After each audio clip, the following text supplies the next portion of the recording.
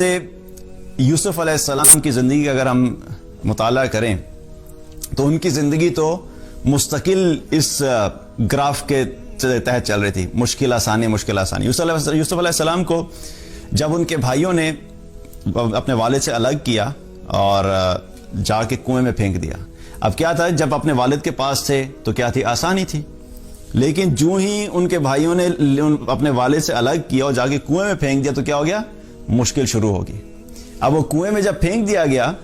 تو وہ کنواں بھی جو تھا وہ شہر کے درمیان میں تھا، شہر سے تھوڑا سا ہٹ کے تھا، کیونکہ وہاں پر لوگ ریگولرلی پانی لینے نہیں آتے تھے، جو قافلے گزرتے تھے صرف وہ قافلے وہاں سے پانی لیا کرتے تھے۔ اب وہاں پر وہ کنویں میں ڈال دیا گیا اور کچھ دن کے بعد وہاں سے قافلہ گزرا تو اس قافلے نے آ کے یوسف علیہ السلام قافلے نے آ کے پانی جب نکالنا چاہا اور ڈول کے لیے اس نے ڈول نیچے لٹکایا تو اس میں یوسف علیہ السلام باہر آ گئے۔ اب یوسف علیہ السلام کی آپ سچویشن سوچئے کہ اب وہ جب کنویں میں بیٹھے ہوئے ہوں گے تو ان کے ذہن پہ کیا چل رہا ہوگا کہ مشکل ترین حالات ہیں، نکلنے کے کوئی اسباب موجود نہیں ہے، لیکن انہوں نے اللہ پہ توکل کیا، اللہ پہ بھروسہ کیا، اللہ تعالیٰ نے پھر ان کے نکلنے کا ذریعہ بنایا۔ اب پھر کیا ہوگا، جب نکلے وہ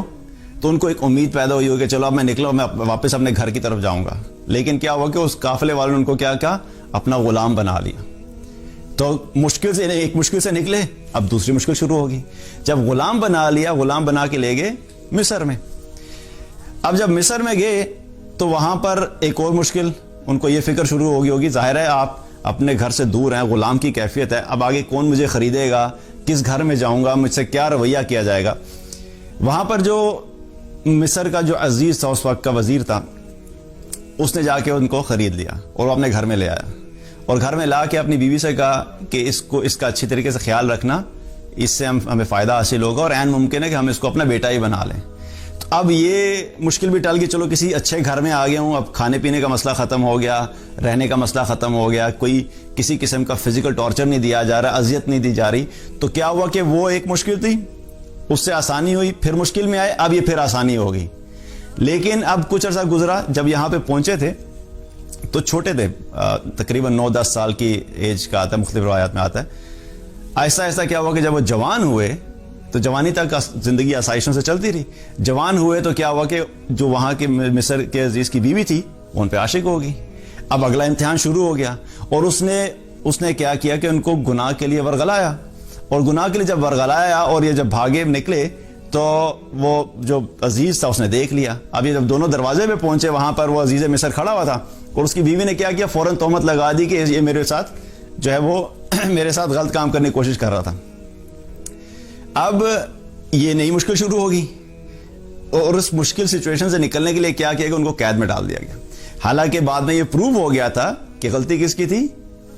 زلیخا جو مصر کے وزیر کی بیوی تھی، لیکن اس کے باوجود اپنی غلطی کو چھپانے کے لیے کیا کیا کہ لوگ کیا کہیں گے کہ یہ کس قسم کی حرکت کی ہے اس نے، ان کو قید میں ڈال دیا گیا۔ جب قید میں ڈال دیتے تو کیا ہوتا ہے کہ جس کا غلطی ہوتی ہے اسی کو قید میں ڈالا جاتا ہے، حالانکہ ان کی غلطی نہیں تھی، لیکن ان کو قید میں ڈال دیا گیا۔ اب کیا ہوا، ایک اور مشکل شروع ہوگی، پھر مشکل سٹارٹ ہوگی۔ کچھ عرصہ قید میں رہے اور قید سے نکلنے کے لیے پھر وہ خواب کے لیے، کیونکہ یوسف علیہ السلام جو تھے وہ خوابوں کی تعبیر بھی بتایا کرتے تھے،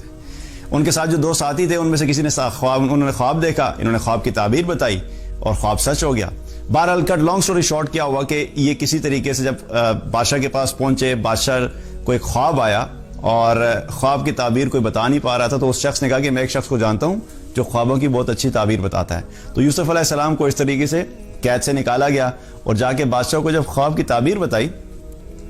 تو وہ قحط سالی کی کیفیت تھی۔ تو اس نے جو خواب کی اس ڈیٹیل میں نہیں جاؤں گا، لیکن اس خواب کی تعبیر بتائی کہ وہ خواب میں حقیقت میں ہے کیا کہ قحط سالی آئے گی، اور قحط سالی کے بعد اس کا سولوشن بھی بتایا کہ کس طریقے سے اس کا سولوشن ہے۔ تو بادشاہ کو یہ بات بہت پسند آئی، تو بادشاہ نے کیا کیا، ان کو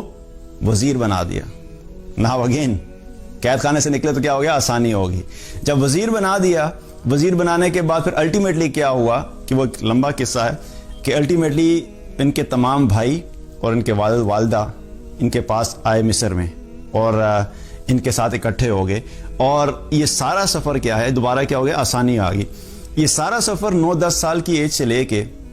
اور تقریباً 40 سال سے زیادہ کی ایج تک کیا تھا، فَإِنَّ مَعَ الْعُسْرِ يُسْرًا، اللہ کی طرف سے مشکلات بھی آئیں، پھر آسانی آئی، پھر مشکلات آئیں، پھر آسانی، اور الٹیمیٹلی کیا ہوا کہ آسانی آئی۔ تو یہ یاد رکھیں کہ اللہ سبحانہ تعالیٰ نے جو ہمیں زندگی دی اس میں مشکلات کے ساتھ آسانیاں بھی ہیں، اور مشکلات اور آسانیاں ساتھ ساتھ آتی رہیں گی، کبھی آسانی ہوگی کبھی مشکلات ہوں گی۔